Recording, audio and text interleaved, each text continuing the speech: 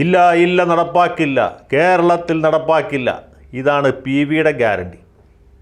മോഡിയുടെ ഗ്യാരണ്ടി എന്ന് പറഞ്ഞ് BJPക്കാർ പലതരത്തിലുള്ള വായ്ത്താരികളും മുഴക്കുന്നത് നമ്മൾ കേട്ടിട്ടുണ്ട്. ഇപ്പോൾ അതിന് ബദലായിട്ട് PVയുടെ ഗ്യാരണ്ടിയാണ് രംഗത്ത് വന്നിട്ടുള്ളത്. PV എന്ന് പറയുന്ന ആരാണെന്ന് നിങ്ങൾക്ക് മനസ്സിലായല്ലോ. PV എന്ന് പറയുന്നത് നമ്മുടെ കാരണഭൂതനാണ്, കേരള മുഖ്യമന്ത്രി. കേരള മുഖ്യമന്ത്രി അല്ല, കേരള ചക്രവർത്തി. അദ്ദേഹം നമുക്ക് നൽകുന്ന ഗ്യാരണ്ടി എന്താണെന്ന് വെച്ചാൽ ഈ പൗരത്വ നിയമ ഭേദഗതി കേരളത്തിൽ നടപ്പാക്കില്ല. പൗരത്വ നിയമം പാസ്സാക്കുന്ന ഇന്ത്യൻ പാർലമെൻറ്റാണ്, ഭേദഗതി ചെയ്യുന്നത് പാർലമെൻറ്റാണ്. കാരണം ഇത് സ്റ്റേറ്റ് ലിസ്റ്റിൽപ്പെട്ട കാര്യമല്ല, കൺകറൻറ്റ് ലിസ്റ്റിൽപ്പെട്ട കാര്യവുമല്ല. ഇന്ത്യൻ ഭരണഘടന എഴുതിയ ആളുകൾക്ക് അത്ര വിവരമില്ലായിരുന്നതുകൊണ്ട് ഡോക്ടർ അംബേദ്കറും അതുപോലെ ഡോക്ടർ രാജേന്ദ്ര പ്രസാദും പണ്ഡിറ്റ് ജവഹർലാൽ നെഹ്റു അടങ്ങിയ ആളുകൾ, ആ വിഭാഗത്തിൽപ്പെട്ട ആളുകൾക്കാർക്കും വേണ്ടത്ര അറിവും പരിചയവും നിയമ പരിജ്ഞാനവും ഇല്ലാഞ്ഞതുകൊണ്ട് ഇത് യൂണിയൻ ലിസ്റ്റിലാണ് പെടുത്തിയത്. കേന്ദ്ര ഗവൺമെൻറ്റിനാണ് അത് സംബന്ധിച്ച നിയമനിർമ്മാണം ഉണ്ടാക്കാനുള്ള പ്രാഥമികമായ ഉത്തരവാദിത്വം. അത് പാസ്സാക്കാനുള്ളത് ലോക്സഭയും രാജ്യസഭയും കൂടി ചേർന്ന നമ്മുടെ ഇന്ത്യൻ പാർലമെൻറ്റാണ്. അങ്ങനെ പാർലമെൻറ്റ് പൗരത്വ നിയമവും പാസ്സാക്കി. പാർലമെൻറ്റ് തന്നെ അതിന് ഭേദഗതിയും നിർദ്ദേശിച്ചു, അത് പാസ്സാക്കി. അതിൻ്റെ ചട്ടങ്ങളും ഇപ്പോൾ നിലവിൽ വന്നു. ഇത് നടപ്പാക്കേണ്ടതും കേന്ദ്ര ഗവൺമെൻറ് തന്നെയാണ്. കേരള ഗവൺമെൻറ്റിന് അല്ലെങ്കിൽ തമിഴ്നാട് ഗവൺമെൻറ്, കർണാടക ഗവൺമെൻറ്, ഇനി BJP ഭരിക്കുന്ന UPയിലെയോ അല്ലെങ്കിൽ മഹാരാഷ്ട്രയിലോ അതുമല്ലെങ്കിൽ മധ്യപ്രദേശിലോ സർക്കാരുകൾക്ക് ഇതിൽ പ്രത്യേകിച്ച് യാതൊരു റോളുമില്ല. നമുക്ക് പാസ്പോർട്ട് ഇഷ്യൂ ചെയ്യുന്ന എവിടെ നിന്നാണ്?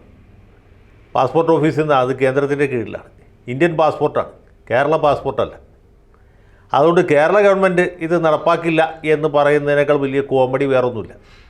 കേരളത്തിൻ്റെ യാതൊരു ഓശാരവും ആ കാര്യത്തിൽ ആവശ്യമില്ല. കേന്ദ്ര ഗവൺമെൻറ് നിയമം പാസ്സാക്കി, കേന്ദ്ര ഗവൺമെൻറ് അത് ഭേദഗതി ചെയ്തു. കേന്ദ്ര ഗവൺമെൻറ് തന്നെ പാസ്പോർട്ട് ഇഷ്യൂ ചെയ്യും. ബംഗ്ലാദേശിൽ നിന്ന് അല്ലെങ്കിൽ പാകിസ്ഥാനിൽ നിന്ന് അതുപോലെ അഫ്ഗാനിസ്ഥാനിൽ നിന്ന് മതപരമായ പീഡനം നിമിത്തം ജീവിക്കാൻ നിവൃത്തിയില്ലാതായി ഇന്ത്യയിലേക്ക് വരുന്ന അഭയാർത്ഥികൾക്ക് 5 കൊല്ലം കഴിഞ്ഞാൽ പാസ്പോർട്ട് ഇഷ്യൂ ചെയ്യണോ വേണ്ടയോ എന്ന് തീരുമാനിക്കുന്നത് പിണറായി വിജയനല്ല, കേന്ദ്ര ഗവൺമെൻറ്റാണ്. അല്ലെങ്കിൽ തമിഴ്നാട് ഗവൺമെൻറ്റല്ല, കർണാടക ഗവൺമെൻറ്റോ തെലുങ്കാന ഗവൺമെൻറ്റോ അല്ല. ഒരു സംസ്ഥാന ഗവൺമെൻറ്റിനും ഈ കാര്യത്തിൽ യാതൊരു അധികാരവുമില്ല. ഇത് എല്ലാവർക്കും അറിവുള്ള കാര്യമാണ്. പക്ഷേ ഈ കേരളത്തിലെ പാവപ്പെട്ട ആളുകളെ പറഞ്ഞു പറ്റിക്കാൻ വേണ്ടി അല്ലെങ്കിൽ പാർട്ടി സഖാക്കളെ സന്തോഷിപ്പിക്കാൻ വേണ്ടി ക്യാപ്സൂൾ നിർമ്മാതാക്കളുടെ സൗകര്യത്തിന് വേണ്ടി നടപ്പാക്കില്ല, കേരളത്തിൽ നടപ്പാക്കില്ല എന്ന വായ്ത്താരിയാണ് മുഴക്കിക്കൊണ്ടിരിക്കുന്നത്. കഴിഞ്ഞ ദിവസം സഖാബി NK പ്രേമേന്ദ്രൻ ഈ കാര്യം പറഞ്ഞു. കേന്ദ്രം പാസ്സാക്കിയ നിയമം കേരളത്തിലടക്കം എല്ലാ സംസ്ഥാനത്തും നടപ്പിലാക്കേണ്ട വരും. കാരണം ഇന്ത്യ ഒരു ജനാധിപത്യ രാജ്യമാണ്, പരമാധികാരമുള്ള രാജ്യമാണ്. സംസ്ഥാനങ്ങൾക്ക് അങ്ങനെ തോന്നിയ പോലെ നിയമം നടപ്പാക്കാനോ നടപ്പാക്കാതിരിക്കാനോ എന്നുള്ള അധികാരമില്ല. അത് കേരള ഗവൺമെൻറ്റിൻ്റെ ലെജിസ്ലേറ്റീവ് കോമ്പിറ്റൻസിപ്പെട്ട കാര്യം പോലുമല്ല. അപ്പോൾ അതിന് പിന്നെ സർക്കാർ വേറൊരു കാര്യം ചെയ്യുന്നുണ്ട്. ഇത് നേരത്തെ തന്നെ സുപ്രീം കോടതിയിൽ ഒരു ഹർജി കൊടുത്തിട്ടുണ്ട്. ആ ഹർജിയിൽ ഒരു ഉപഹർജി കൊടുക്കാൻ പോവുകയാണ്. ഇത് നടപ്പാക്കാൻ അനുവദിക്കുകയില്ല. സഖാവ് P. രാജീവ് പറയുന്നത് ഇത് തികച്ചും ഭരണഘടനാ വിരുദ്ധമാണ്. ഭരണഘടനാ വിരുദ്ധമായ നിയമത്തിൻ്റെ കീഴിലുണ്ടാക്കിയ ഭരണഘടനാ വിരുദ്ധമായ ചട്ടങ്ങളും ഭരണഘടനാ വിരുദ്ധമാണ്. അത് നടപ്പിലാക്കാനുള്ള യാതൊരു ഉത്തരവാദിത്വവും സർക്കാരിനില്ല, കേരള സർക്കാരിനില്ല. അത് കേരള സർക്കാരായിട്ട് ചെയ്യേണ്ട യാതൊരു ബുദ്ധിമുട്ടും അനുഭവിക്കില്ല. കാരണം കേന്ദ്ര സർക്കാർ നിസ്സാരമായിട്ട് ചെയ്തു. പാസ്പോർട്ട് ഇഷ്യൂ എന്ന് രാജീവിൻ്റെ ഭാര്യ വീട്ടിൽ നിന്നല്ലല്ലോ, പാസ്പോർട്ട് ഓഫീസിൽ നിന്നല്ലേ.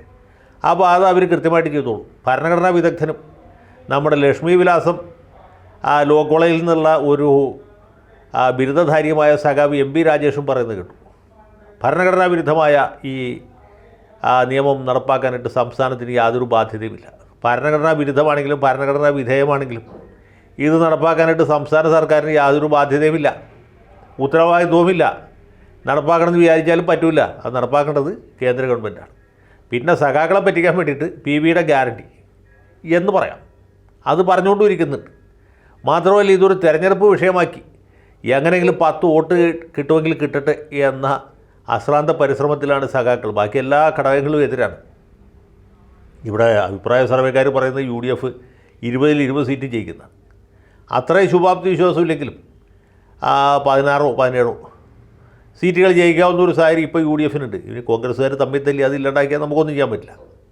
അങ്ങനെ ഒരു സാഹചര്യം നിലനിൽക്കുമ്പോൾ, സംസ്ഥാന സർക്കാരിനെതിരായ വികാരം ജനങ്ങളുടെ ഇടയിൽ വളരെ പ്രബലമായി നിൽക്കുമ്പോൾ, അതിൽ SFIക്കാരുടെ ഗുണ്ടായുസമുണ്ട്, DYFIക്കാരുടെ അതിക്രമമുണ്ട്, പിന്നെ ഖജനാവിൽ 5 പൈസ ഇല്ലാത്ത അവസ്ഥയുണ്ട്. ക്ഷേമ പെൻഷനുകൾ മുടങ്ങിയതിനെ തുടർന്ന് ജനങ്ങൾക്കിടയിലുള്ള അസംതൃപ്തിയുണ്ട്. സർക്കാർ ഉദ്യോഗസ്ഥന്മാർക്ക് ശമ്പളം കിട്ടാത്തതിൻ്റെ വേവലാതിയുണ്ട്.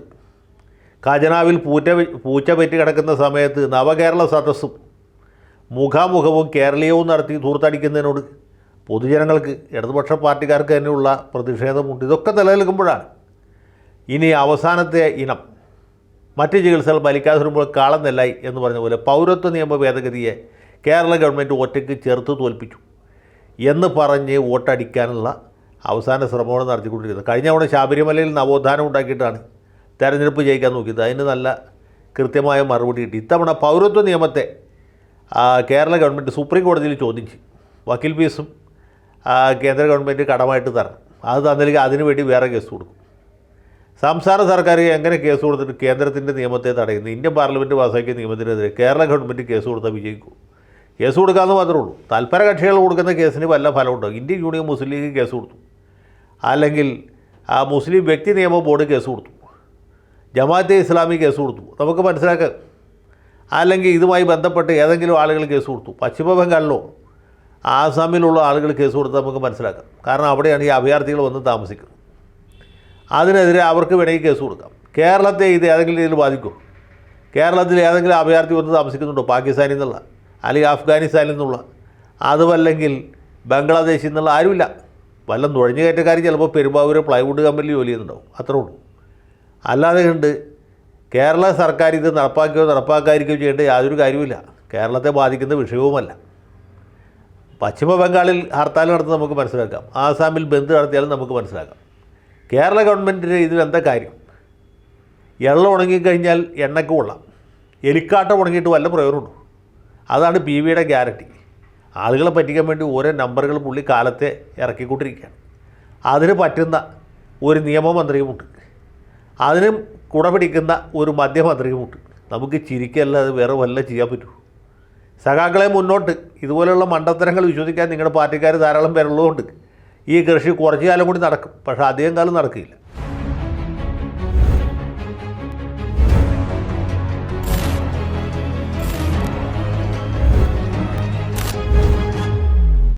കൂടുതൽ വാർത്തകളും വിശേഷങ്ങളും നിങ്ങളിലേക്ക് എത്താൻ ABC മലയാളം സബ്സ്ക്രൈബ് ചെയ്യുക, ബെൽ ബട്ടണും അമർത്തുക.